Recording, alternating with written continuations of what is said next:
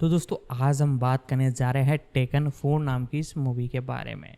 दोस्तों टेकन 3, 2, 1 ऐसे कर कर 3 पार्ट आ चुके हैं और आखिरी पार्ट अभी हाल ही में देखने को मिला था और इसका दूसरा पार्ट अब हमें बहुत जल्द देखने को मिलने वाला है। तो उसी के बारे में पूरी जानकारी मैं आपको बताऊंगा, इसके प्री प्रोडक्शन, रिलीजिंग, कास्टिंग और साथ ही साथ अपकमिंग पार्ट की अपडेट के बारे में पूरी जानकारी इस वीडियो में आपको देने वाला हूँ। तो वीडियो को लाइक कर दे, चैनल को सब्सक्राइब कर दे। अब इसके बारे में हम जानना चालू करते हैं। ओलिवियर मेगाटन द्वारा निर्देशित और ल्यूक बेसन और रॉबर्ट मार्क कामेन द्वारा लिखित 2014 की अंग्रेजी भाषा की एक्शन थ्रिलर फिल्म है। यह टेकन फिल्म श्रृंखला की तीसरी और अंतिम किस्त है। फ्रांस, स्पेन और संयुक्त राज्य अमेरिका के बीच सहनिर्माण फिल्म में Liam Neeson, Forest Whittaker, Maggi grace और फेमके जानसेन है। यह फिल्म जर्मनी में 2014 के अंत में रिलीज हुई और फिर संयुक्त राज्य अमेरिका में 9 जनवरी 2015 को 20वीं शताब्दी फॉक्स द्वारा और फ्रांस में 21 जनवरी 2015 को यूरोपाकॉर्प डिस्ट्रीब्यूशन द्वारा रिलीज हुई। इसने दुनिया भर में $326 मिलियन की कमाई की और आलोचकों से आम तौर पर प्रतिकूल समीक्षा प्राप्त की। कथानक: सेवानिवृत्त CIA अधिकारी ब्रायन मिल्स अपनी बेटी किम से मिलने उसके जन्मदिन का उपहार देने जाते हैं। एक अजीब मुलाकात के बाद वह अपनी पूर्व पत्नी लेनोर को डिनर पर आमंत्रित करता है। हालांकि वह मना कर देती है, लेकिन बाद में वह उसके अपार्टमेंट में आती है और उसे अपनी वैवाहिक समस्याओं के बारे में बताती है, लेकिन कहती है कि वह इसे ठीक करना चाहती है। बाद में उसका पति स्टुअर्ट ब्रायन से कहता है कि वह अपनी पत्नी को फिर कभी न देखे। अगली सुबह ब्रायन को लेनोर से एक संदेश मिलता है जिसमें वह नाश्ते के लिए मिलने के लिए कहती है। जब ब्रायन घर लौटता है तो उसे पता चलता है कि लेनोर मर चुकी है। 2 लैप्ड अधिकारी तुरंत उसे गिरफ्तार करने के लिए आते हैं, लेकिन ब्रायन उन्हें वश में कर लेता है। अन्य अधिकारियों को पड़ोस में उसका पीछा करने के लिए ले जाता है, सीवर सिस्टम में गायब हो जाता है और भाग जाता है। इस बीच लैप्ड जासूस डोटजलर ब्रायन की पृष्ठभूमि की समीक्षा करता है। ब्रायन हथियारों और निगरानी इलेक्ट्रॉनिक्स से लैस एक सुरक्षित घर में वापस चला जाता है। वह लेनोर की अंतिम गतिविधियों को एक गैस स्टेशन पर वापस लाता है और निगरानी फुटेज प्राप्त करता है जिसमें उसे विशिष्ट हाथ टैटू वाले पुरुषों द्वारा अपहरण करते हुए दिखाया गया है। लैप्ड जासूस उसे गिरफ्तार करने के लिए आते हैं, लेकिन ब्रायन पुलिस क्रूजर को हाईजैक कर लेता है और लैप्ड डेटाबेस से फोन रिकॉर्ड को थंब ड्राइव पर डाउनलोड कर लेता है। वह अपने दोस्त सैम के सूट में छिपे कैमरे के माध्यम से लेनोर के अंतिम संस्कार में किम से संपर्क करता है और उसे अपने बहुत अनुमानित कार्यक्रम को बनाए रखने का निर्देश देता है। ब्रायन बाद में उससे मिलने की व्यवस्था करता है और एक निगरानी बग को हटाता है जिसे डोटजलर ने उस पर लगाया था। किम ब्रायन को बताती है कि वह गर्भवती है और स्टुअर्ट डरे हुए होने का नाटक कर रहा है और उसने अंगरक्षकों को काम पर रखा है। ब्रायन स्टुअर्ट की कार का पीछा करता है, लेकिन उसका पीछा कर रही एक SUV उस पर घात लगाकर हमला करती है, जिससे उसकी कार एक चट्टान पर गिर जाती है। ब्रायन बच जाता है, दूसरी कार को हाईजैक कर लेता है और हमलावरों का पीछा करते हुए सड़क किनारे शराब की दुकान तक पहुंच जाता है। ब्रायन उन आदमियों को मार देता है, फिर स्टुअर्ट का अपहरण कर लेता है और वाटरबोर्डिंग का इस्तेमाल करके उससे पूछताछ करता है। स्टुअर्ट कबूल करता है कि उसके पूर्व व्यापारिक साझेदार और पूर्व रूसी स्पेत्सनाज ऑपरेटर ओलेग मालनकोव ने लेनोर की हत्या की क्योंकि स्टुअर्ट पर उसका पैसा बकाया था। ईर्ष्या के कारण स्टुअर्ट ने ब्रायन की पहचान मालनकोव के सामने उजागर कर दी। अपने पुराने सहकर्मियों और घबराए हुए स्टुअर्ट की सहायता से ब्रायन मालनकोव के अत्यधिक सुरक्षित पेंटहाउस में प्रवेश करता है। ब्रायन द्वारा मालनकोव के गार्डों को मारने और मालनकोव से लड़ने के बाद एक घातक रूप से घायल मालनकोव ने खुलासा किया कि स्टुअर्ट ने लेनोर की हत्या की योजना बनाई और 12,000,000 की जीवन बीमा पॉलिसी प्राप्त करने के लिए एक व्यापारिक सौदे के हिस्से के रूप में ब्रायन को फंसाया। मालनकोव ने कहा कि जब स्टुअर्ट ब्रायन को मारने में विफल रहा तो उसने ब्रायन का इस्तेमाल मालनकोव को मारने की कोशिश करने के लिए किया ताकि स्टुअर्ट बीमा राशि रख सके। इस बीच स्टुअर्ट किम का अपहरण कर लेता है, पैसे लेकर भागने का इरादा रखता है। पुलिस के पीछा करने पर ब्रायन मालनकोव की पोर्श में हवाई अड्डे पर पहुंचता है, जबकि स्टुअर्ट का निजी विमान उड़ान भरने की तैयारी कर रहा होता है। पोर्श से लैंडिंग गियर को नष्ट करने के बाद ब्रायन स्टुअर्ट पर हावी हो जाता है। किम की दलीलों पर ध्यान देते हुए ब्रायन स्टुअर्ट को मारने से बचता है, लेकिन उसे चेतावनी देता है कि अगर वह न्याय से बच जाता है या उसे कम जेल की सजा मिलती है तो उसे बदला लेना होगा। डॉडजलर और एलएपीडी पहुंचते हैं और स्टुअर्ट को गिरफ्तार करते हैं, जबकि ब्रायन को बरी कर दिया जाता है। इसके बाद किम ने ब्रायन से कहा कि यदि बच्चा लड़की हुआ तो वह उसका नाम अपनी मां के नाम पर रखना चाहती है। रालना, ब्रायन मिल्स के रूप में Liam Neeson, Forest Whitaker, inspector Frank Dodzler के रूप में, मैगी ग्रेस किम मिल्स के रूप में पांच, लेनोर मिल्ससेंट के रूप में फेमके जानसेन, जॉन 6, डगरे Scott Stuart Saint John. Scott ने पहली फिल्म में जेंडर बर्कले की जगह ली है। सैम स्प्रूएल ओलेग मालनकोव के रूप में, लेलैंड ओर्सर सैम गिलरॉय के रूप में 7, जॉन ग्रीज मार्क केसी के रूप में 7, डेविड वारसहोफ्स्की, बर्नी हैरिस, जॉनी वेस्टन जिमी के रूप में 8, डॉन हार्वे जासूस गार्सिया के रूप में, डिलेन ब्रूनो जासूस स्मिथ के रूप में, अल सेपिएंजा जासूस जॉनसन के रूप में। उत्पादन 28 सितंबर 2012 को लियाम नीसन ने कहा कि तीसरी फिल्म नहीं होगी या टेकन 3 के होने की संभावना न्यूनतम थी।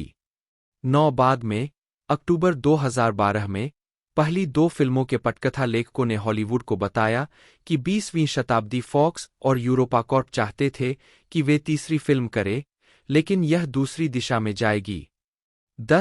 24 जून 2013 तक पटकथा फिल्म लेखकों द्वारा लिखी जा रही थी, लेकिन कोई निर्देशक तय नहीं हुआ था। 12 मार्च 2014 को मैगी ग्रेस कलाकारों में शामिल हुई। 5 इसके बाद अगले दिन फेमके जानसेन के साथ एक सौदा किया गया। 24 मार्च 2014 को लेलैंड ऑर्सर भी अपने किरदार को निभाने के लिए लौट आए, जैसा कि जॉन ग्रीस। 8 नीसन ने इस भूमिका के लिए $20 मिलियन मांगे और उन्हें भुगतान भी किया गया। चूंकि फिल्म को बनाने में केवल $48 मिलियन की लागत आई थी, इसलिए उनका वेतन अकेले बजट का लगभग आधा था। 12 स्टुअर्ट सेंट जॉन की भूमिका, जिसे मूल रूप से पहली फिल्म में जेंडर बर्कले ने निभाया था, को फिर से बनाया गया और इस फिल्म में वह भूमिका डगरे स्कॉट ने निभाई। फिल्माने फिल्म की मुख्य फोटोग्राफी 29 मार्च 2014 को लॉस एंजिल्स, 13 और साथ ही अटलांटा में शुरू हुई। 24 अप्रैल 2014 को जॉर्जिया के कोविंगटन में फिल्मांकन शुरू हुआ, जहां उन्होंने 2 दिनों के दौरान न्यूटन कॉलेज और कैरियर अकादमी में दृश्य फिल्माए। शो संगीत नाथनियल मेचली को फिल्म का स्कोर बनाने के लिए चुना गया था। 16 नाथनियल मेचली द्वारा लिखे और संगीतबद्ध सभी गाने सिवाय जहां उल्लेख किया गया हो। 17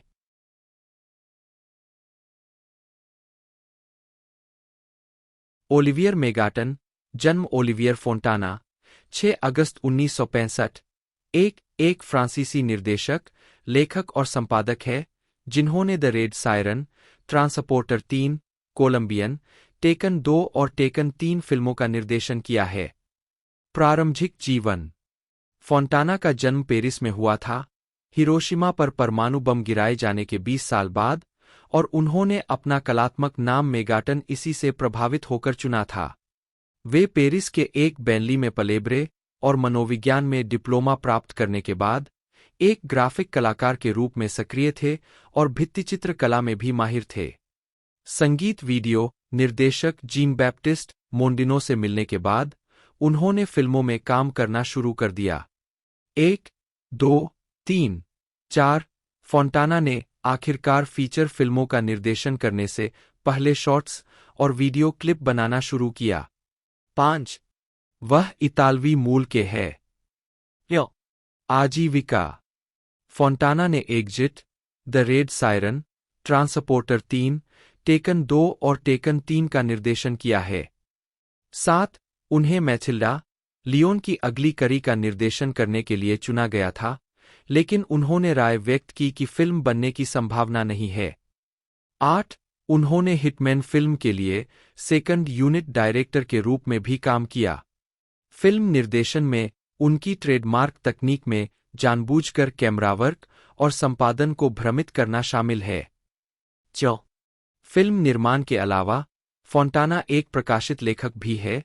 उनके उपन्यास, जिसका शीर्षक ले फैक्ट्यूर ह्यूमैन, द ह्यूमन फैक्टर है, 1998 में जारी किया गया था। 5. 2021 में फोंटाना ने Monsters Inside, the 24 faces of Billy Milligan नामक एक नेटफ्लिक्स डॉक्यूमेंट्री रिलीज करने के लिए फिल्म निर्माण में वापसी की। डॉक्यूमेंट्री को डिसोसिएटिव आइडेंटिटी डिसऑर्डर के बारे में इसके कलंक के लिए रिलीज के तुरंत बाद आलोचना मिली। फिल्मोग्राफी। विशेष रूप से प्रदर्शित चलचित्र। निदेशक, एग्जिट 2000, द रेड सायरन 2002, लेखक भी, ट्रांसपोर्टर 3 2008, कोलंबियाना 2011, टेकन 2 2012, टेकन 3 2014, अमेरिकी अपराध के अंतिम दिन 2020, द्वितीय इकाई निदेशक, हिटमैन 2007, ट्रांसपोर्टर 3 2008, लघु फिल्में। टेकन 3 फिल्म का ट्रेलर 1 जनवरी 2015 को हांगकांग और दक्षिण कोरिया में रिलीज हुआ। 8 जनवरी को यह फिल्म यूके में, 16 जनवरी को स्पेन में, 21 जनवरी को फ्रांस में और 12 फरवरी को इटली में रिलीज हुई। 20वीं सेंचुरी फॉक्स ने 9 जनवरी 2015 को संयुक्त राज्य अमेरिका में फिल्म रिलीज की। 19 फिल्म को इटली में टेकन 3 लोरा डेला वेरिटा, मैक्सिको में बुस्क्वेरा इम्प्लाकेबल 3 इंच, स्पेन में वंगंजा, जर्मनी में 96 ओवर्स, टेकन 3 इंच और रूस में ज़ालोजनित्सा 3 इंच शीर्षक के तहत रिलीज किया गया था। टेकन 3 ने व्यवसाय केंद्रित सोशल नेटवर्क लिंक्डइन के साथ एक कुछ हद तक अपरंपरागत मार्केटिंग रणनीति का इस्तेमाल किया, जिसमें एक प्रशंसक को उनके लिंक्डइन कौशल के विशेष सेट को लियाम नीसन के चरित्र मिल्स द्वारा समर्थित किया गया। पहले टेकन में एक पंक्ति के लिए एक इशारा, जहां मिल्स ने अपने बहुत ही विशेष कौशल सेट को रेखांकित किया। Box office. फिल्म ने उत्तरी अमेरिका में 89.3 मिलियन डॉलर और अन्य क्षेत्रों में 236.5 मिलियन डॉलर की कमाई की, जिससे दुनिया भर में 326.4 मिलियन डॉलर की कमाई हुई, जबकि इसका बजट 48 मिलियन डॉलर था। उत्तरी अमेरिका में फिल्म ने अपने शुरुआती दिन पूर्वावलोकन सहित 14.7 मिलियन डॉलर कमाए, जो कि 2015 की अमेरिकन स्निपर 30.5 मिलियन डॉलर, 2008 की क्लोवरफील्ड 17.16 मिलियन डॉलर और 2012 की the devil inside 16.8 million dollar के बाद जनवरी में रिलीज हुई फिल्म के लिए चौथा सबसे बड़ा ओपनिंग डे है। 21-22 इसने $38.39 मिलियन के अनुमान के मुकाबले 39.2 मिलियन डॉलर के साथ अपने शुरुआती सप्ताहांत में बॉक्स ऑफिस पर शीर्ष स्थान हासिल किया।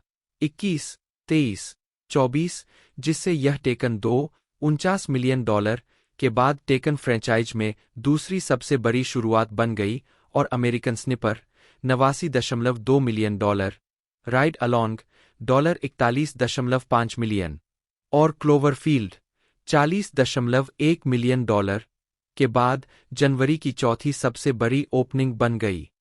उत्तरी अमेरिका के बाहर फिल्म ने दक्षिण कोरिया और हांगकांग में अपने यूएस डेब्यू से एक हफ्ते पहले ओपन किया और क्रमशः $8 मिलियन और $1.27 मिलियन कमाए, कुल मिलाकर $9.34 मिलियन। 27 उत्तरी अमेरिका के बाहर अपने वास्तविक शुरुआती सप्ताहांत में film night at the museum secret of the tomb के बाद 2 थी, जिसने 36 बाजारों में 4,730 स्क्रीन से $41 मिलियन कमाए।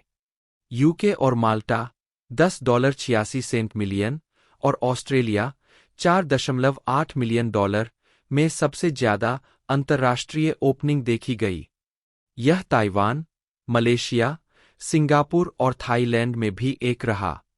28 फिल्म ने यूके में $5.5 मिलियन के साथ पहला स्थान हासिल किया और जर्मनी में $4.4 मिलियन, रूस में $2.2 मिलियन, फिलीपींस में $2.5 मिलियन के साथ शुरुआत की, जो कि 20वीं सेंचुरी फॉक्स के लिए दूसरी सबसे बड़ी ओपनिंग है। आलोचनात्मक प्रतिक्रिया। फिल्म को आलोचकों द्वारा खराब तरीके से प्राप्त किया गया था, जिसमें फिल्म के एक्शन दृश्यों, संपादन, निर्देशन और कथानक की आलोचना की गई थी, लेकिन अभिनय की प्रशंसा की गई थी। 30 रॉटन टोमाटोज पर फिल्म को 123 समीक्षाओं के आधार पर 13% की रेटिंग मिली है, जिसकी औसत रेटिंग 3.5 है, जो त्रयी की सबसे खराब रेटिंग वाली फिल्म बन गई है। साइट की आलोचनात्मक सहमति पड़ती है। टूटलेस पीजी, 13 एक्शन दृश्यों, असंगत निर्देशन और एक घिसी-पिटी साजिश से बाधित, टेकन 3 एक स्पष्ट संकेत के रूप में कार्य करता है कि इस फ्रेंचाइजी को रिटायर करने का समय आ गया है। 31 मेटाक्रिटिक पर फिल्म को 30 आलोचकों के आधार पर 100 में से 26 का स्कोर मिला है, जो आमतौर पर प्रतिकूल समीक्षा दर्शाता है।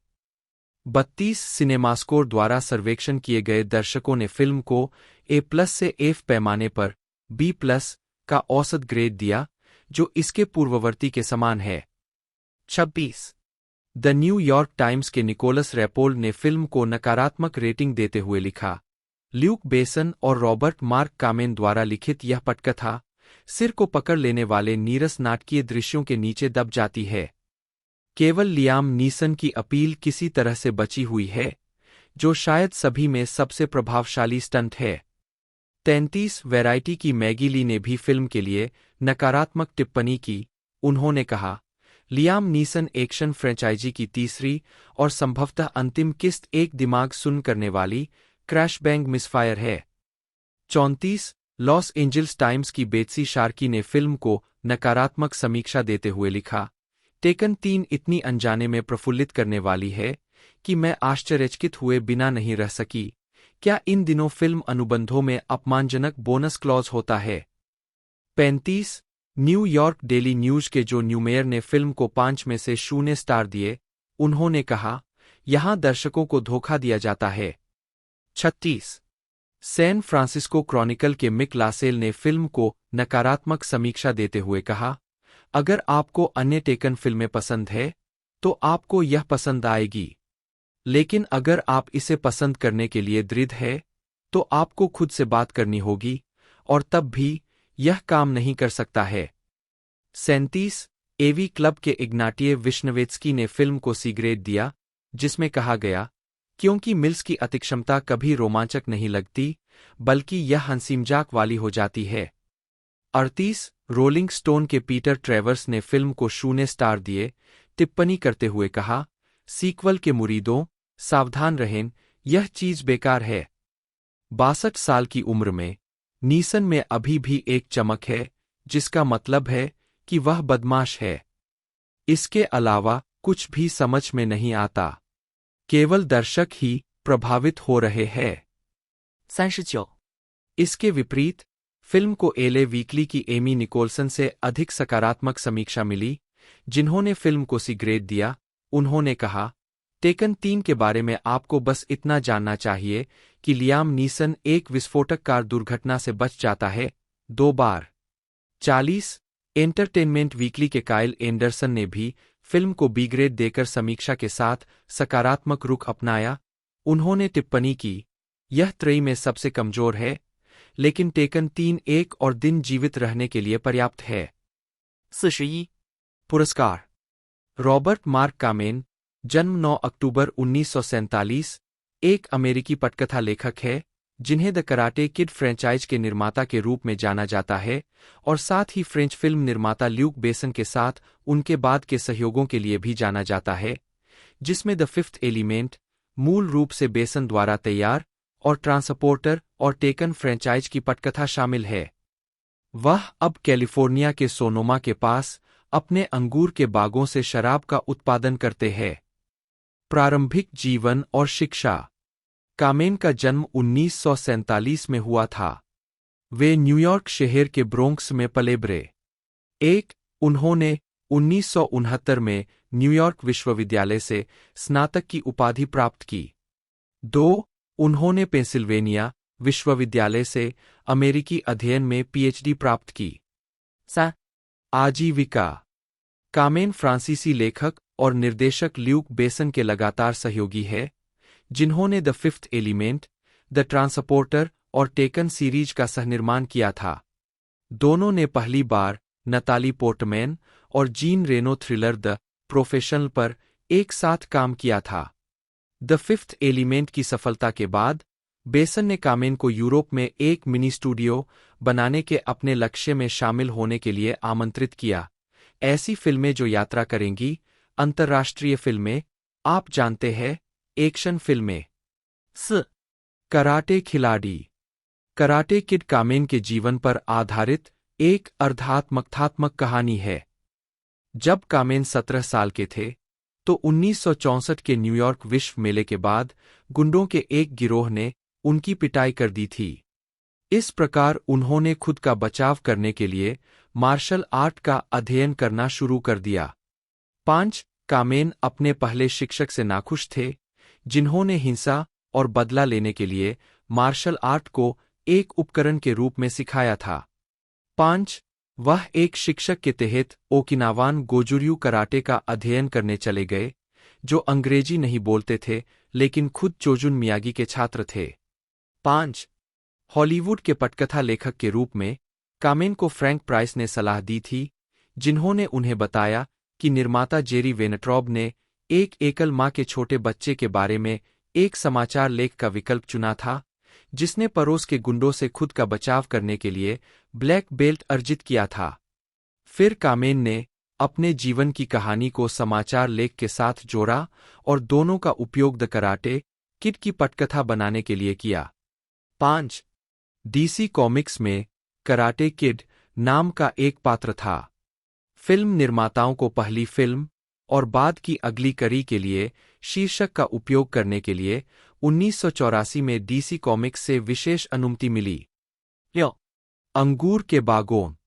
1980 में अपनी पहली पटकथा, जो कभी निर्मित नहीं हुई, के लिए $1,35,000 का भुगतान किए जाने के बाद कामेन ने चेक का उपयोग कैलिफोर्निया के सोनोमा काउंटी में सोनोमा के उत्तर में मायाकामास पहाड़ों की पश्चिमी ढलानों पर 280 एकड़ चट्टानी भूमि खरीदने के लिए किया। उन्होंने 1981 में 46 एकड़ जमीन को अंगूर के बाग में बदलने के लिए वाइनग्रोवर फिल कॉटुरी को काम पर रखा। 1984 में पहले अंगूर स्थानीय वाइनमेकर्स को बेचे गए। 1996 में आग लगने से आधा अंगूर का बाग नष्ट हो गया। कामेन ने अंगूर के बाग को फिर से लगाया और 1999 में उन्होंने अपनी पहली कामेन ब्रांडेड वाइन कैबरनेट सॉविनन की बोतलें भरीं। 2002 में कामेन ने अपनी वाइन तैयार करने के लिए मार्क हेरोल्ड को काम पर रखा। 6. फिल्मोग्राफी। लेखक। Taps 1981, split image 1982, the karate kid 1984, the karate kid part 2 1986, the karate kid part 3 1989, gladiator 1992, the power of one 1992, lethal weapon 3 1992, बादलों में सैर 1995, the fifth element 1997, kiss of the dragon 2001, the transporter 2002, transporter 2 2005, Bandidas 2006, Leland Jones Orser, जन्म 6 अगस्त 1960, एक अमेरिकी अभिनेता, निर्देशक और लेखक है। 1991 में अपनी शुरुआत के बाद से वे कई फिल्म और टेलीविजन भूमिकाओं में नजर आए हैं, जिनमें टेलीविजन सीरीज ER 2004-09 में लुसियन डुबेंको, रे डोनोवन, 2015-16 में फादर रोमेरो, अमेरिकन जिगोलो, 2022 वर्तमान में रिचर्ड स्ट्रैटन और टेकन फिल्म सीरीज 2008-14 में सैम गिलरॉय शामिल है। वे अभिनेत्री जीन ट्रिपलहॉर्न के पति है। प्रारंभिक जीवन। ओर्सर का जन्म 6 अगस्त 1960 को सैन फ्रांसिस्को, कैलिफोर्निया में हुआ था। उन्होंने 1982 में कनेक्टिकट कॉलेज से स्नातक की उपाधि प्राप्त की और ड्रामा स्टूडियो लंदन में अभिनय का अध्ययन किया। 34. आजीविका। ओर्सर ने अपने करियर की शुरुआत एक स्टेज अभिनेता के रूप में की थी और 1991 में द सीक्रेट रैप्चर में उनके प्रदर्शन के लिए उन्हें सर्वश्रेष्ठ सहायक अभिनेता के लिए हेलेन हेस पुरस्कार के लिए नामांकित किया गया था। 5-6 उसी वर्ष उन्होंने 1991 में गैब्रियल फायर श्रृंखला में अपना टेलीविजन डेब्यू किया और the golden girls, cheers, LA law, the X files, NYPD blue, law and order, special victims unit और CSI क्राइम सीन इन्वेस्टिगेशन जैसे कार्यक्रमों में दिखाई दिए। 1999 में उन्होंने the outer limits episode descent में डॉ. आर्थर जेलर की भूमिका निभाई। वे 1995 में एक ऐसे व्यक्ति की भूमिका में नजर आए जिसे अनजाने में एक वेश्या को मारने के लिए भर्ती किया गया था। उन्हें मसाज पार्लर में पागल आदमी के रूप में श्रेय दिया गया। उन्होंने एलियन रिसर्जेक्शन 1997 में लैरी पुर्विस की भूमिका निभाई। उन्होंने Denzel Washington thriller the bone collector 1999 में प्रतिपक्षी रिचर्ड थॉम्पसन की भूमिका निभाई। 2001 में उन्होंने पर्ल हार्बर में केट बेकिंसले के चरित्र द्वारा बचाए गए एक घायल अधिकारी की भूमिका निभाई। 2003 में वे Marvel Comics superhero film Daredevil में वेस्ले ओवेन वेल्च के रूप में दिखाई दिए।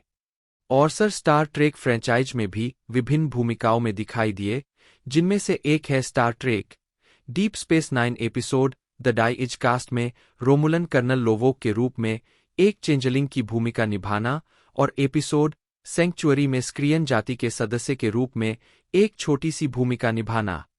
उन्होंने स्टार ट्रेक वॉयेजर एपिसोड रिवल्शन में एक होमिसाइडल होलोग्राम की भूमिका भी निभाई।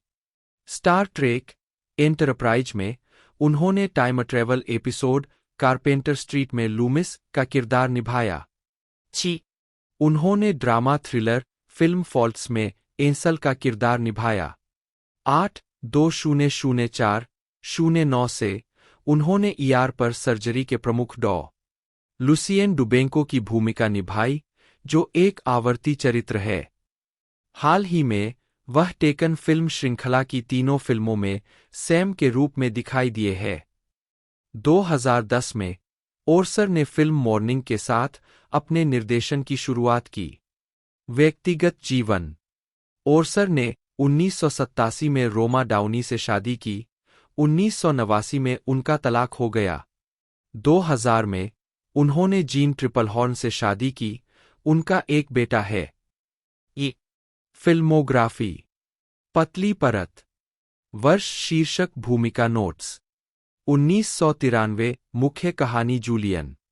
1995 baby face Nelson Benny Baxt. मृत बिल्ला पेलमैन।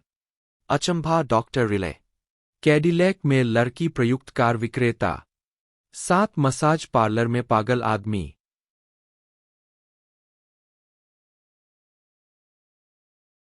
स्टीफन डग्रे स्कॉट, जन्म 26 नवंबर 1965, एक स्कॉटिश अभिनेता है। वह ever after 1998, mission impossible 2 2000, enigma 2001, replay game 2002, hitman 2007 और माई वीक विद मर्लिन 2011 फिल्मों में नजर आ चुके हैं। Scottish crime drama series crime 2021 में अपने प्रदर्शन के लिए उन्हें सर्वश्रेष्ठ अभिनेता के लिए अंतर्राष्ट्रीय एमी पुरस्कार और बाफ्टा से सम्मानित किया गया है। प्रारंभिक जीवन। स्कॉट का जन्म ग्लेनरोथ्स, फिफ, स्कॉटलैंड में हुआ था। वे एल्मा नामक एक नर्स के बेटे थे और एलन स्कॉट, रेफ्रिजरेटर और फ्रीजर के ट्रैवलिंग सेल्समैन और भूतपूर्व अभिनेता थे। इसके बाद उन्हें फिफ कॉलेज के किर्ककैल्डी कैंपस में पूर्णकालिक अभिनय और प्रदर्शन पाठ्यक्रम में प्रवेश मिला। आजीविका।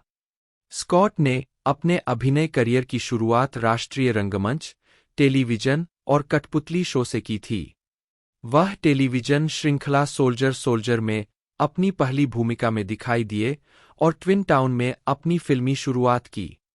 उनकी पहली प्रमुख फिल्म भूमिकाएं एवर आफ्टर में प्रिंस हेनरी और रॉबर्ट हैरिस के उपन्यास एनिग्मा के फिल्म रूपांतरण में नायक की थीं। उन्होंने मिशन इम्पॉसिबल 2 में खलनायक की भूमिका निभाई और टॉम क्रूज द्वारा ऐसा करने के लिए चुना गया था।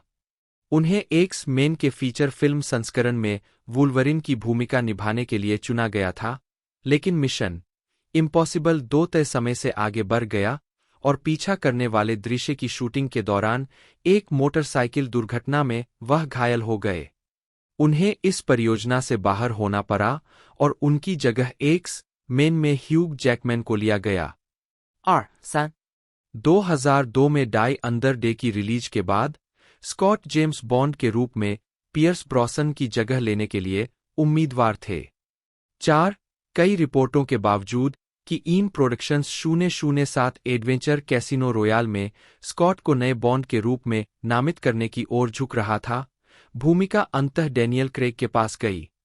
जनवरी 2006 में वह मूसा के रूप में मिनी सीरीज द 10 कमांडमेंट्स में दिखाई दिए। वह एनबीसी सीरीज हीस्ट में भी दिखाई दिए, जो मार्च 2006 में 5 एपिसोड के लिए प्रसारित हुआ था। 2006 से 2007 तक उन्होंने टेरी हैचर के चरित्र की नई प्रेमिका के रूप में डेस्परेट हाउसवाइव्स के तीसरे सीजन में अभिनय किया। 2007 में उन्होंने हिटमैन वीडियो गेम पर आधारित फिल्म हिटमैन, मई 2009 में यह घोषणा की गई कि वह नए ITV नाटक फादर एंड सन में पूर्व कैदी माइकल ओकॉनर की भूमिका निभाएंगे। स्कॉट ने द डे ऑफ द ट्रिफिड्स में अभिनय किया। 5 नाटक को दिसंबर 2009 में BBC एक क्रिसमस शेड्यूल के हिस्से के रूप में प्रसारित किया गया था। 2011 में स्कॉट ने अपनी पत्नी क्लेयर फोरलानी के साथ फिल्म लव्स किचन में अभिनय किया। अप्रैल 2011 में स्कॉट ने BBC टीवी नाटक यूनाइटेड में फुटबॉल मैनेजर मैट बुस्बी का किरदार निभाया, जो 1958 के म्यूनिख हवाई दुर्घटना पर केंद्रित था, जिसमें बुस्बी बुरी तरह घायल हो गए थे लेकिन बच गए। 2013 में उन्होंने डॉक्टर हू एपिसोड हाइड में parapsychological researcher ghost hunter Alec Palmer के रूप में अतिथि भूमिका निभाई। 2014 में स्कॉट ने टेकन 3 में मुख्य खलनायक की भूमिका निभाई। मार्च 2016 में स्कॉट तेल और गैस कंपनी BP के विज्ञापनों में ऑर्बी की आवाज बन गए। अप्रैल 2016 में Scott fear the walking dead के दूसरे सीजन में थॉमस एबिगेल, विक्टर स्ट्रैंड के बिजनेस पार्टनर और प्रेमी के रूप में दिखाई दिए।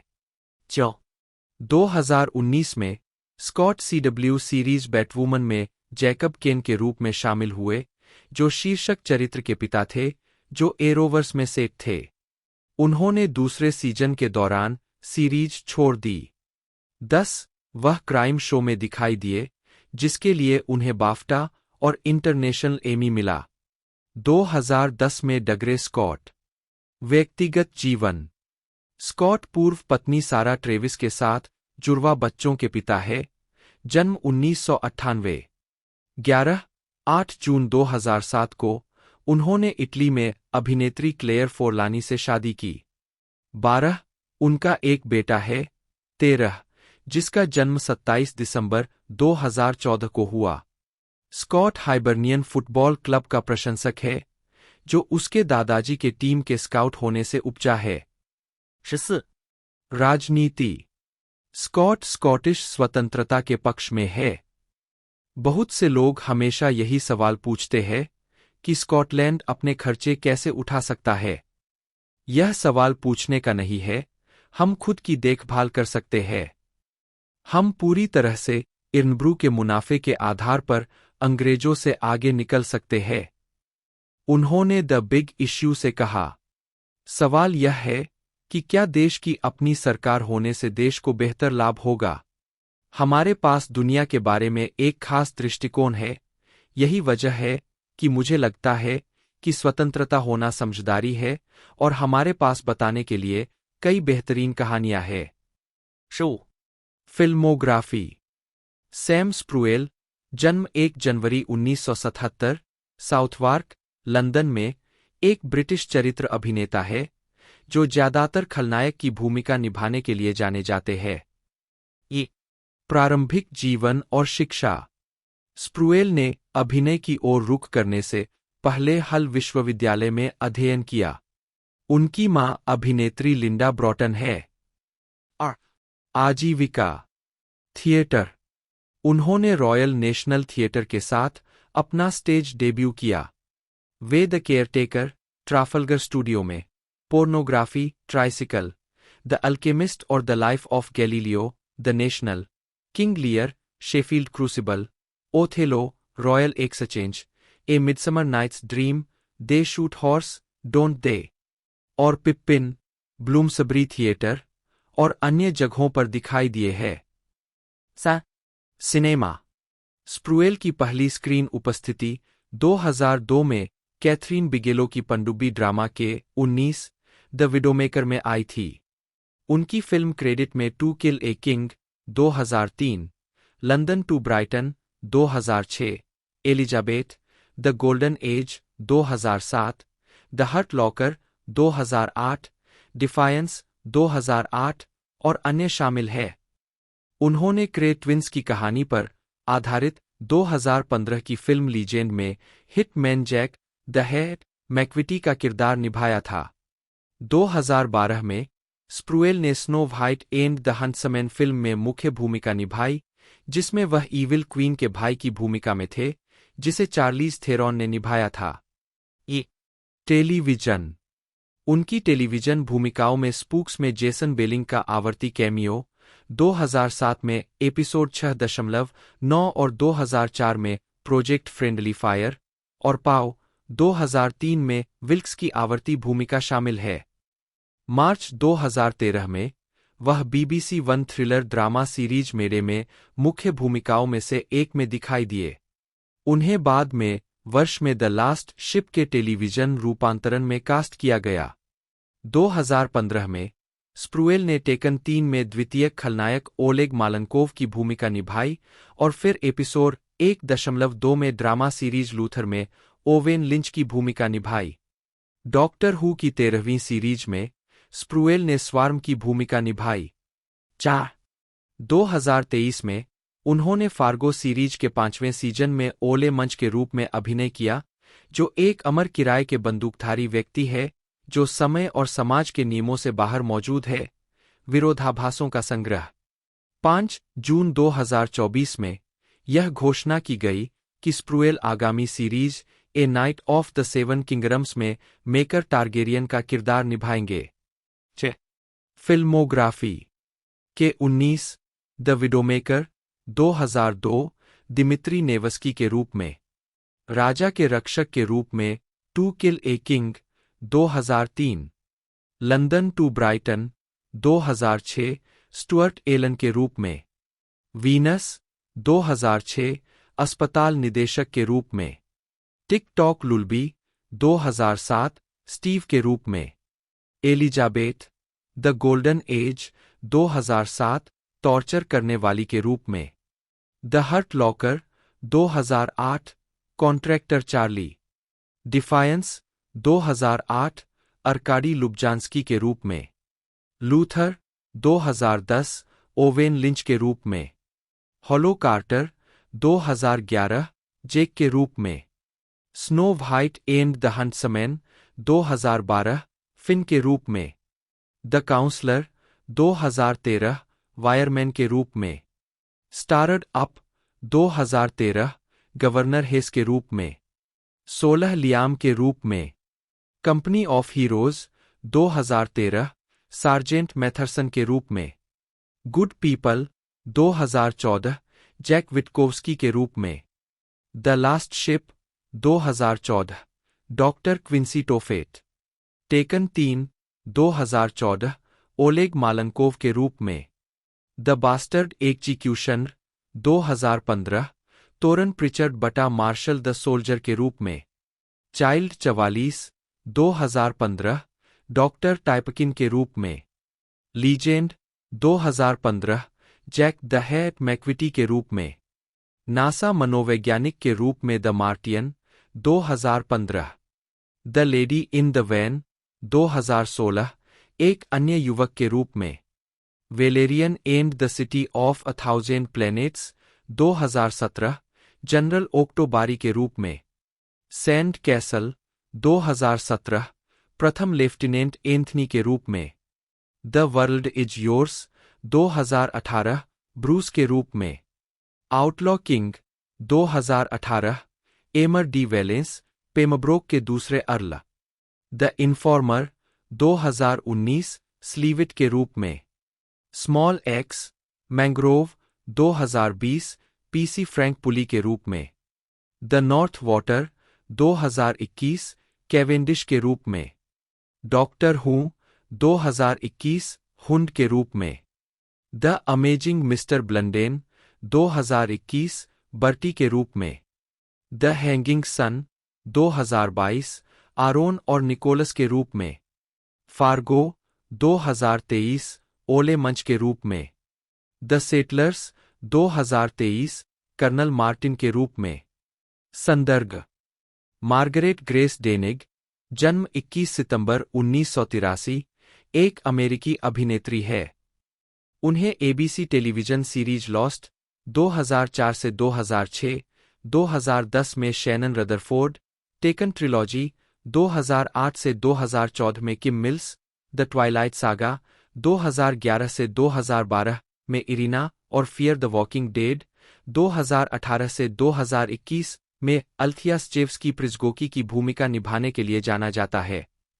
ग्रेस ने 2002 में टेलीविजन फिल्म मर्डर इन ग्रीनविच में 15 वर्षीय हत्या की शिकार मार्था मोक्सली की भूमिका के लिए यंग आर्टिस्ट अवार्ड के लिए नामांकन प्राप्त किया। 2004 में उन्हें टेलीविजन सीरीज लॉस्ट में शैनन रदरफोर्ड के रूप में लिया गया, जिसके पहले 2 सीजन में वे मुख्य कलाकार थीं और उन्होंने कलाकारों की टुकड़ी के साथ स्क्रीन एक्टर्स गिल्ड अवार्ड जीता। सीरीज छोड़ने के बाद ग्रेस फिल्मों में ज्यादा प्रमुखता से काम करने की इच्छुक थीं। वे the Jane Austen book club 2007 में और 2008 में टेकन में लियाम नीसन के साथ किम मिल्स के रूप में नजर आईं। उन्होंने टेकन 2 2012 और टेकन 3 2014 में किम की भूमिका को दोहराया। उन्होंने लुईस कैरोल के उपन्यास एलिस एडवेंचर्स इन वंडरलैंड पर आधारित मालिस इन वंडरलैंड में मुख्य भूमिका एलिस की भूमिका निभाई। ग्रेस ने लॉस्ट के 2 और एपिसोड में शैनन की भूमिका दोहराई, जिसमें श्रृंखला का समापन भी शामिल है। 2013 में वह कैलिफोर्निकेशन के 6ठे सीजन में दिखाई दीं। उन्होंने फेथ, एक समूह और सितारों की प्रेरणा का किरदार निभाया, जो डेविड डचोवनी द्वारा निभाए गए हैं, एक मूडी का ध्यान आकर्षित करती है। वह 2018 में fear the walking dead series के कलाकारों में अल्थिया नामक एक पत्रकार के रूप में शामिल हुईं। प्रारंभिक जीवन मार्गरेट ग्रेस डेनिग का जन्म ओहियो के वर्थिंगटन में वेलिन, नी एवरेट और फ्रेड डेनिग के घर हुआ था, जो एक पारिवारिक आभूषण व्यवसाय चलाते थे। 2 उन्होंने किंडरगार्टन से 9वीं कक्षा तक वर्थिंगटन क्रिश्चियन स्कूलों में पढ़ाई की और कुछ समय के लिए थॉमस वर्थिंगटन हाई स्कूल में भी पढ़ाई की। 3 जहां उन्होंने स्कूल के नाटकों और सामुदायिक थिएटर में अभिनय करना शुरू किया। 4 जिसमें एक स्थानीय यहूदी सामुदायिक केंद्र में द क्रूसिबल का 2000 गैलरी प्लेयर्स प्रोडक्शन भी शामिल था। 5-6 एक बच्चे के रूप में ग्रेस एक उत्साही पाठक और एक स्ववर्णित शेक्सपियर बेवकूफ थीं, 7 लॉस एंजल्स टाइम्स को बताती है कि 13 साल की उम्र में वह वास्तव में जेन ऑस्टेन की दीवानी थी, कुछ इस तरह जैसे कुछ बच्चे स्टार ट्रेक की दीवानी होती है। 7 आजीविका। ग्रेस ने लॉस एंजल्स में स्थानांतरित होने के 1 सप्ताह के भीतर एक एजेंट हासिल कर लिया और अभिनय कक्षाओं में दाखिला लिया। 6 उन्हें राहेल के कमरे में अपनी पहली भूमिका मिली, जो एक किशोर लड़की के बेडरूम के अंदर के मामलों के बारे में 2001 की वेब आधारित वीडियो श्रृंखला थी, जिसे डॉसन क्रीक के कार्यकारी निर्माता पॉल स्टूपिन ने बनाया था। 8 उनकी अगली भूमिका 2002 की टेलीविजन श्रृंखला सेप्टुप्लेट्स में थी, जिसे पहले एपिसोड के प्रसारित होने से पहले रद्द कर दिया गया था। 2 उनकी ब्रेकआउट भूमिका 2002 की टेलीविजन फिल्म मर्डर इन ग्रीनविच में थी, जो 15 वर्षीय मार्था मोक्सली की हत्या की सच्ची कहानी पर आधारित थी। उन्हें टीवी मूवी, मिनी सीरीज या स्पेशल लीडिंग यंग एक्ट्रेस श्रेणी में सर्वश्रेष्ठ प्रदर्शन के लिए मोक्सली के चित्रण के लिए यंग आर्टिस्ट अवार्ड के लिए नामांकित किया गया था।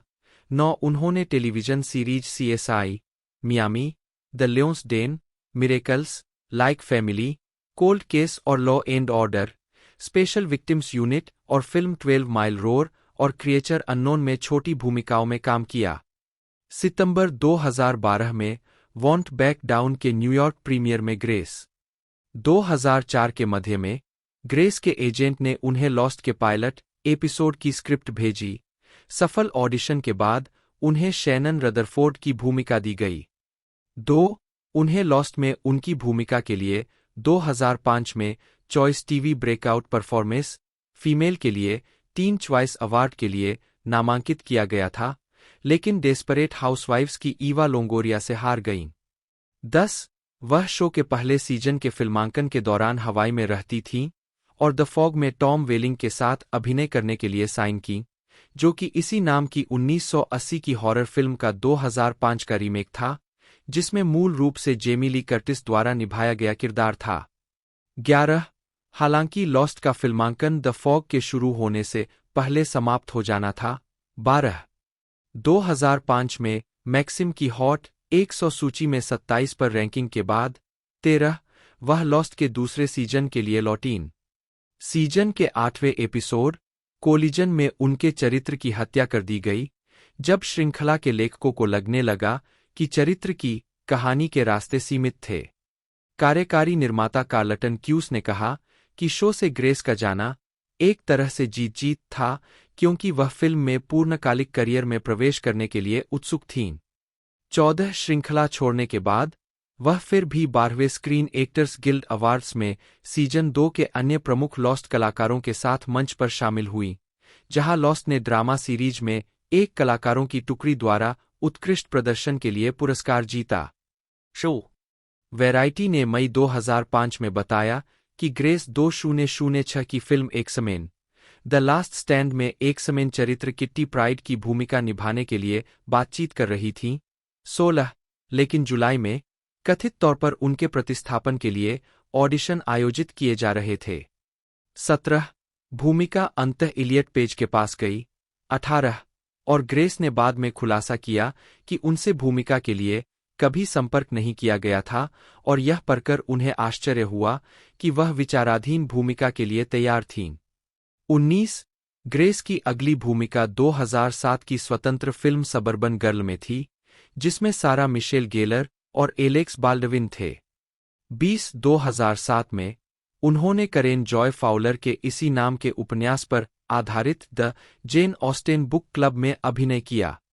वह जेन ऑस्टेन की प्रशंसक है और उन्होंने फाउलर का उपन्यास पढ़ा था जब यह 2004 में रिलीज हुआ था। जब उन्हें फिल्म की पटकथा दी गई, तो उन्होंने निर्देशक रॉबिन स्विकॉर्ड से मुलाकात की, जिनके बारे में उनका कहना है कि वह बहुत प्रभावित हुई और उन्हें एलेग्रा की भूमिका दी गई, जो एक खुले तौर पर समलैंगिक 20 वर्षीय लड़की थी।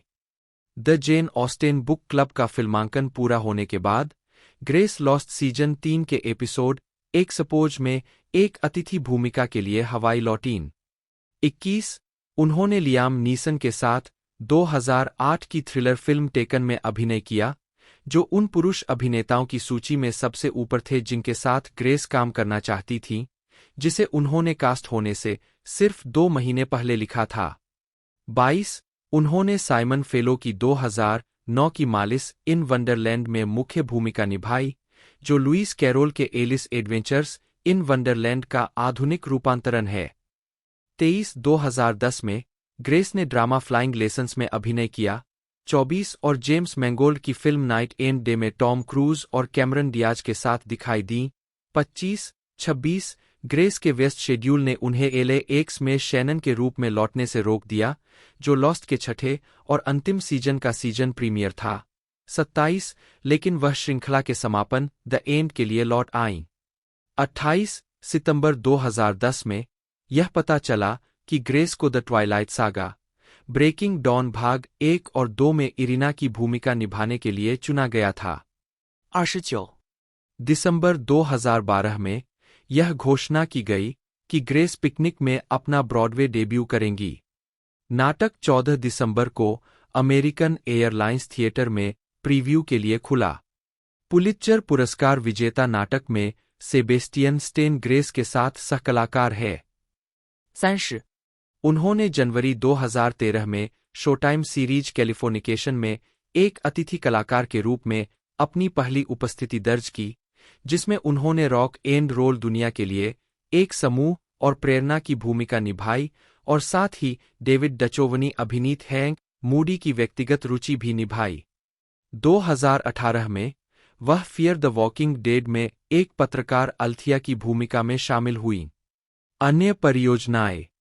ग्रेस कई अंतर्राष्ट्रीय फैशन पत्रिकाओं के कवर पर रही है, जिनमें सैटरडे नाइट, फेम फेटेल्स, वेनिडेड्स, 7x7 और ऑर्गेनिक स्पा मैगजीन, कनाडा की ग्लो और विवा, यूके की कॉस्मोगर्ल, ब्राजील की कैरस, फ्रांस की टेली सातजर्स, सिंगापुर की सॉलिटेयर और रूस की कॉस्मोपॉलिटन ब्यूटी शामिल है। 31. व्यक्तिगत जीवन।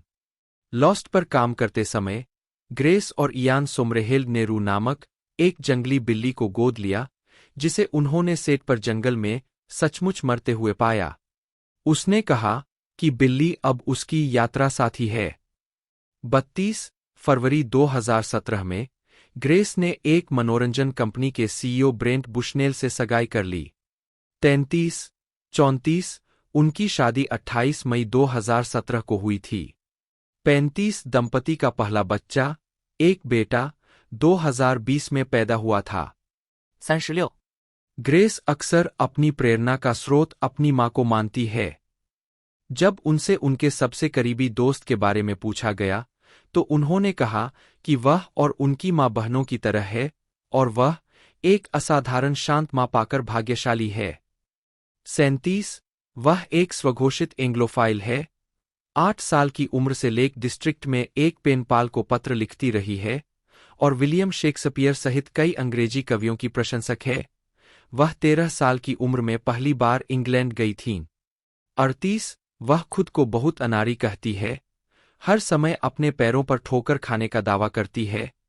39 और उनके पूर्व सहकलाकारों में से एक ने उन्हें मजाक में मैगी ग्रेसलेस उपनाम दिया था। 40. फिल्मोग्राफी। पतली परत। वर्ष शीर्षक भूमिका नोट्स। 2002 shop club. 2004 प्राणी अज्ञात अमेंडा। 2005 कोहरा एलिजाबेथ विलियम्स। 2007 जेन ऑस्टेन बुक क्लब अलेग्रा। उपनगरीय लड़की क्लो। 2008 लिया किम मिल्स। 2009 वंडरलैंड में द्वेष एलिस। 2010 प्रयोग खारी और तेज लिली। उड़ान का पाठ सोफी कॉनवे। नाइट और दिन April Havens. 2011 the twilight saga breaking dawn भाग 1 इरीना। 2012 एनी पार्कर को डिकोर करना सारा। लोक आयुक्त एमिली वार्नॉक। लिया गया 2 Kim Mills. The twilight saga breaking dawn part Irina. Fame के बेमर जेनसेन 3 डच उच्चारण एफएम के बीएमआर जेएनएस एन। जन्म 5 नवंबर 1964 4-5-6 एक डच अभिनेत्री और पूर्व मॉडल है। उन्होंने गोल्डन आई, 1995 में जेनिया ओनाटोप, एक समेन फिल्म सीरीज 2000 से 2014 में जीन ग्रे फीनिक्स और टेकन फिल्म ट्रायोलॉजी 2008 से 2014 में लेनोर मिल्स की भूमिका निभाई। 2008 में उन्हें संयुक्त राष्ट्र द्वारा ईमानदारी के लिए सद्भावना राजदूत नियुक्त किया गया था।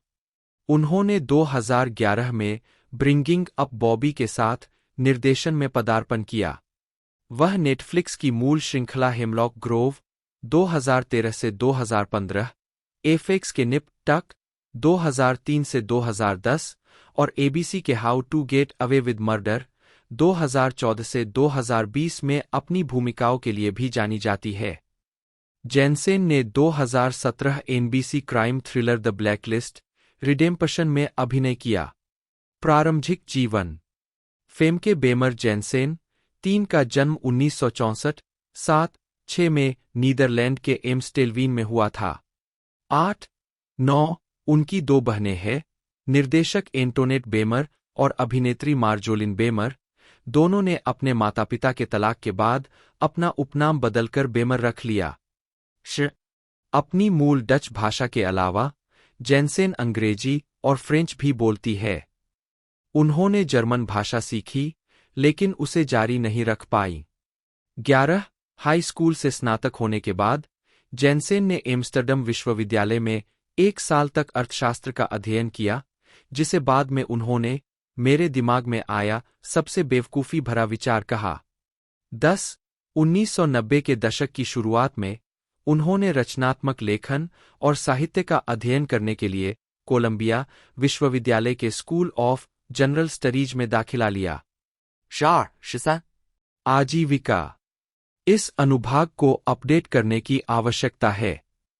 कृपया इस लेख को हाल की घटनाओं या नई उपलब्ध जानकारी को दर्शाने के लिए अपडेट करने में सहायता करें। अगस्त 2024। 1980 से 1990 का दशक। 1984 में जेनसेन एक फैशन मॉडल के रूप में अपना पेशेवर करियर शुरू करने के लिए संयुक्त राज्य अमेरिका चली गईं। उन्होंने एलीट मॉडल मैनेजमेंट के साथ अनुबंध किया और Yves Saint Laurent, Giorgio Armani, Chanel और विक्टोरिया सीक्रेट के लिए काम किया। उन्होंने 1988 में कोटी के परफ्यूम एक्सक्लेमेशन के विज्ञापन में अभिनय किया। 14 उनके लुक की तुलना 1940 के दशक के हेडी लेमर जैसे फिल्मी सितारों से की जाती है। 1990 के दशक की शुरुआत में मॉडलिंग से संन्यास लेने के बाद जेनसेन ने कई टेलीविजन सीरीज में अतिथि भूमिकाएं निभाईं, जिसमें 1992 के star trek the next generation episode the perfect mate में एक प्रमुख भूमिका शामिल थी, जिसमें पैट्रिक स्टीवर्ट के विपरीत सहानुभूतिपूर्ण मेटामॉर्फ कमला के रूप में, जिसके साथ उन्होंने बाद में एक समेन फिल्म सीरीज में अभिनय किया। 8 उसी वर्ष जेनसेन को स्टार ट्रेक डीप स्पेस 9 में जर्जिया डेक्स की भूमिका की पेशकश की गई थी। 15 लेकिन फिल्म भूमिकाओं को आगे बढ़ाने के लिए इसे ठुकरा दिया। उनकी पहली फिल्म भूमिका 1992 की crime drama film fathers and sons में जेफ गोल्डब्लम के साथ थी। 2008 में जेनसेन। 1995 में जेनसेन पियर्स ब्रॉसन की पहली जेम्स बॉन्ड फिल्म गोल्डन आई में फेम फेटेल जेनिया ओनाटोप के रूप में दिखाई दीं। वह स्कॉट बकुला के साथ लॉर्ड ऑफ इल्यूजन में दिखाई दीं। बॉन्ड गर्ल के प्रदर्शन के बाद टाइपकास्टिंग के खिलाफ लड़ने के प्रयास में जेनसेन ने अधिक आकर्षक सहायक भूमिकाएं तलाशनी शुरू कर दीं। वह जॉन इरविन की city of industry, Woody Allen की सेलिब्रिटी, रॉबर्ट ऑल्टमैन की द जिंजरब्रेड मैन और टेड डेम की मॉन्यूमेंट एवेन्यू में दिखाई दीं। 16 मॉन्यूमेंट एवेन्यू में उनके सहकलाकार डेनिस लेरी इस बात से प्रभावित हुए कि वह कितनी आसानी से किरदार में घुल मिल गई। शुरू में उन्हें पहचान नहीं पाए, क्योंकि वह पहले से ही किरदार में थीं। 8 एक समेन फिल्में। 2000 में जेनसेन ने 20वीं सेंचुरी फॉक्स की फिल्म एक समेन में सुपरहीरो डॉ जीन ग्रे का किरदार निभाया था। बाद में उन्होंने 2003 की सीक्वल X2 में भूमिका दोहराई, जहां उनके चरित्र में बढ़ती शक्तियों के संकेत दिखते हैं, लेकिन फिल्म के अंत में वह संभवतः मार दी जाती है। जेनसेन जीन के रूप में लौटती है, जिनकी X2 में मृत्यु ने एक्समेन द लास्ट स्टैंड 2006 में उनके अंधेरे वैकल्पिक व्यक्तित्व फीनिक्स को जगा दिया। उस भूमिका के लिए उन्होंने सर्वश्रेष्ठ सहायक अभिनेत्री का सैटर्न पुरस्कार जीता। 17 वह 2013 की फिल्म द वुल्वरिन में वुल्वरिन के एक मतिभ्रम के रूप में जीन के रूप में लौटीं। 18 इसके बाद X-Men days of future past 2014। 2002 में जेनसेन को मेन इन ब्लैक 2 में खलनायिका सेरलेना की भूमिका मिली, लेकिन अपने परिवार में एक मौत के कारण उन्हें फिल्म छोड़नी पड़ी और उनकी जगह लारा फ्लिन बॉयल ने ले ली। 21 जेनसेन की टीवी सीरीज निप टक के दूसरे सीजन में एक प्रमुख भूमिका थी, जिसमें उन्होंने मोहक और चालाकीपूर्ण जीवन कोच एवा मूर की भूमिका निभाई, जिसने उन्हें हॉलीवुड लाइफ के breakthrough artist of the year award से नवाजा। 22 उन्होंने श्रृंखला के अंतिम 2 एपिसोड में अपनी भूमिका दोहराई। 2007 में उन्होंने टर्न द रिवर में अभिनय किया, जिसके लिए उन्हें हैम्पटन इंटरनेशनल फिल्म फेस्टिवल में special recognition best actress award से सम्मानित किया गया। 23 अगले वर्ष उन्होंने ल्यूक बेसन की टेकन में अभिनय किया।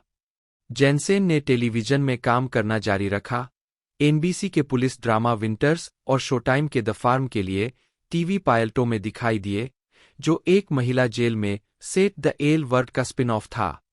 दोनों पायलटों को उनके नेटवर्क द्वारा अस्वीकार कर दिया गया था। जेनसेन ने सभी डिज्नी थीम पार्कों में स्टूडियो ट्राम टूर के लिए डच भाषा का वर्णन प्रदान किया।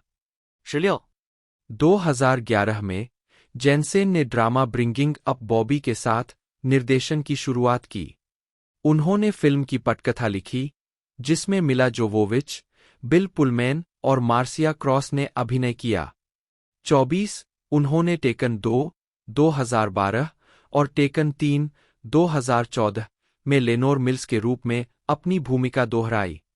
उन्होंने हेंसल एंड ग्रेटेल विच हंटर्स 2013 में मुख्य खलनायक म्यूरियल की भूमिका निभाई। 2016 में जानसेन ने नेटफ्लिक्स की मूल हॉरर थ्रिलर टेलीविजन श्रृंखला हेमलॉक ग्रोव में अभिनय किया, जिसमें उन्होंने परिवार की कुलमाता ओलिविया गॉडफ्रे की भूमिका निभाई। 25 जानसेन की ABC crime thriller television series how to get away with murder में एक आवर्ती भूमिका थी, जो पूरी श्रृंखला में 10 एपिसोड में दिखाई दी। शो के सीजन 2 में उनकी भूमिका शुरू हुई और श्रृंखला के समापन में इसका समापन हुआ। मार्च 2016 में जेनसेन को NBC crime thriller the blacklist redemption में मुख्य भूमिका में लिया गया, जो एनबीसी सीरीज द ब्लैकलिस्ट का स्पिन-ऑफ था। 26 इसे मई 2016 में सीरीज में शामिल किया गया। 27 अगले महीने जेनसेन ने एक्समेन एपोकेलिप्स में कास्ट न किए जाने पर निराशा व्यक्त की। उन्होंने कहा कि हॉलीवुड बड़ी उम्र की महिलाओं के प्रति सेक्सिस्ट है।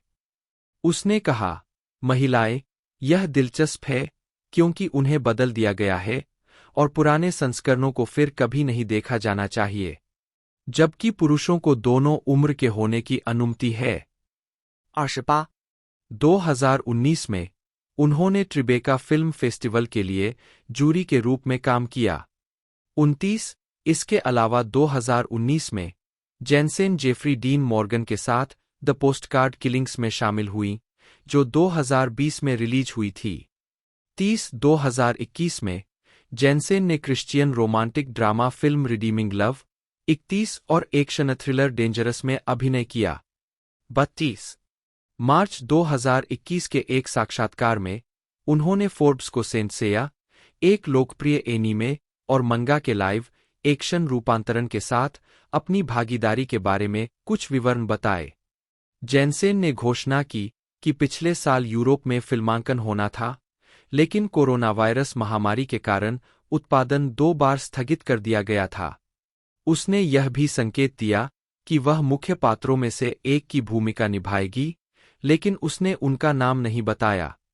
33 सक्रियतावाद 2007 में पशु अधिकारों के प्रति जागरूकता बढ़ाने के लिए पेटा द्वारा चलाए गए अभियान में जेनसेन अपने कुत्ते लिकोरिस, एक ब्रिंडल बोस्टन टेरियर के साथ दिखाई दीं।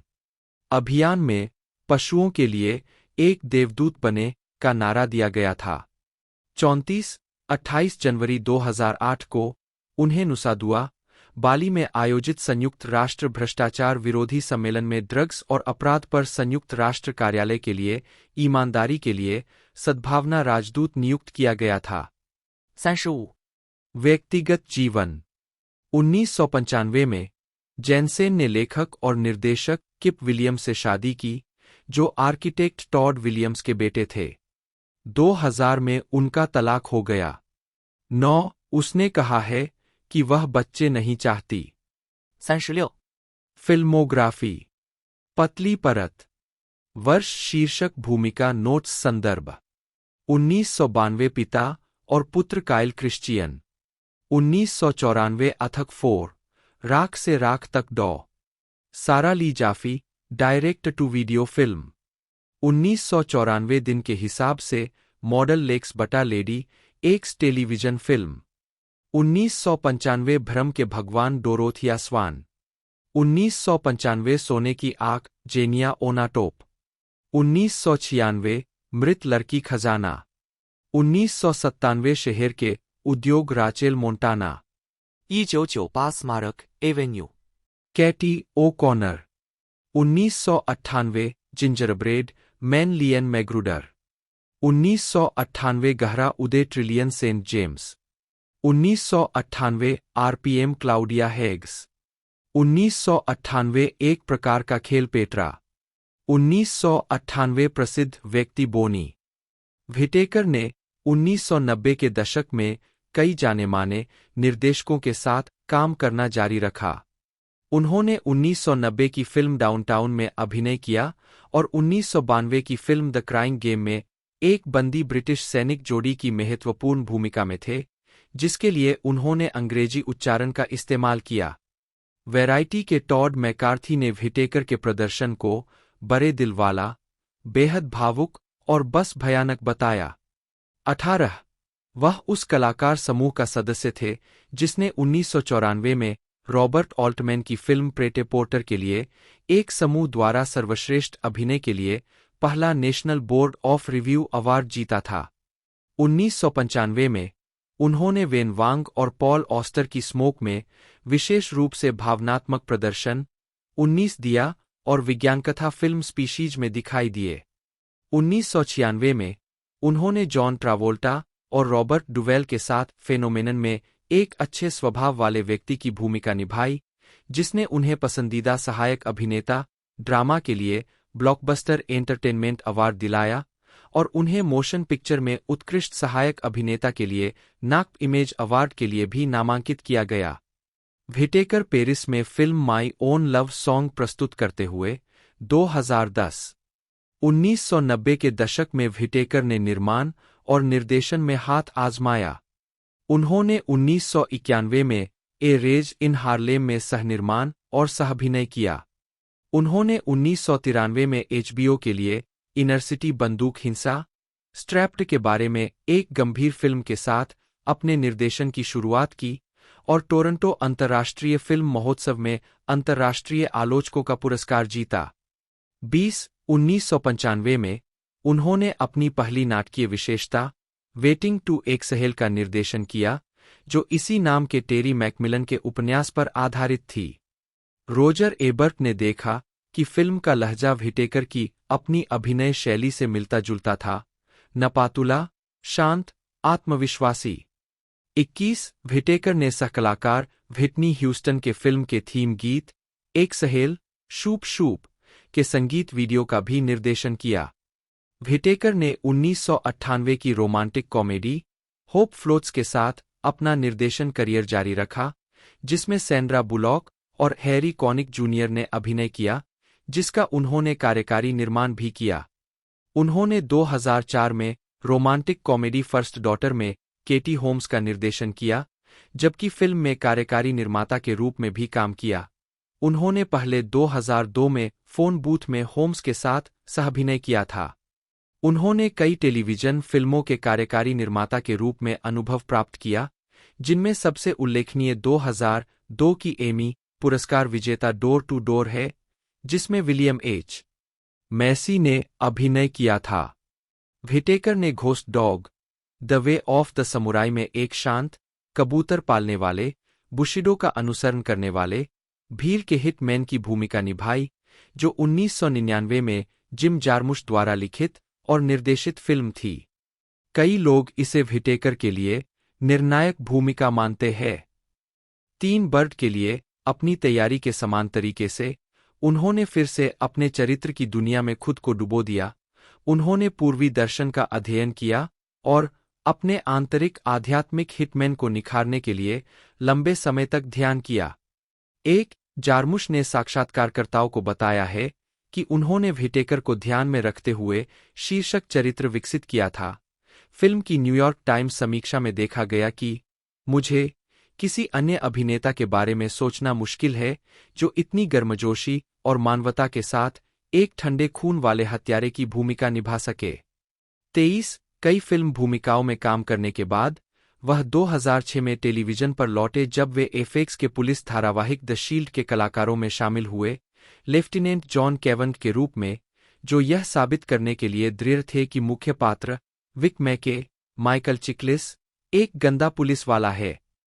अपने पिछले चरित्र कार्य के विपरीत, व्हिटेकर ने कहा कि उन्हें इस भूमिका के लिए केवल दक्षिण मध्य लॉस एंजिल्स में पलेब्रे अपने बचपन के वर्षों को आकर्षित करना था।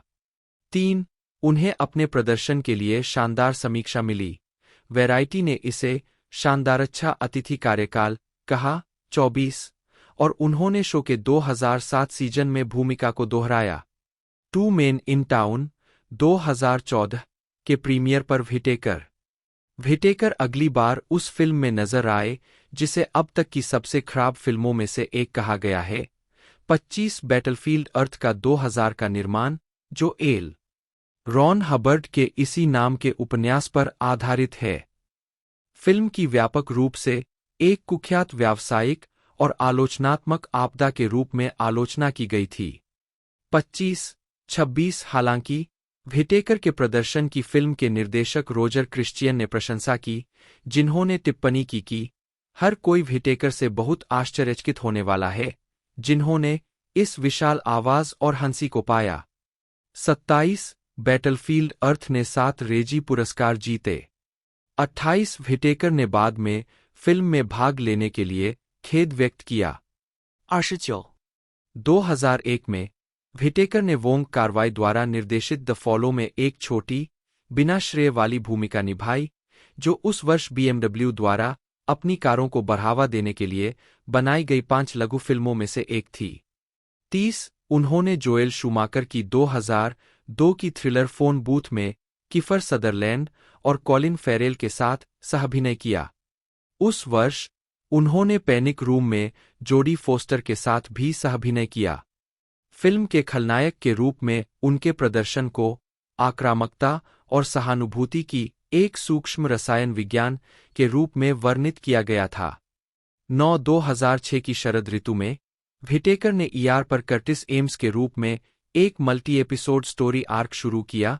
व्हिटेकर को श्रृंखला में उनके प्रदर्शन के लिए प्राइम टाइम एमी पुरस्कार नामांकन मिला। 31 इसके अलावा 2006 में व्हिटेकर टीआई के संगीत वीडियो लाइव इन। तो दोस्तों पिछला जो पार्ट है वो 16 दिसंबर 2014 को जर्मनी में और 9 जनवरी 2015 को ये यूनाइटेड स्टेट में और भी जगह से 21 जनवरी को रिलीज़ कर दिया गया था फुल्ली हर जगह। बाकी इसके बजट के बारे में बात की जाए तो 48 मिलियन के बजट में इसने जो कलेक्शन दिया वो 326.4 मिलियन का था, जो कि सुपर डुपर हिट मूवी थी।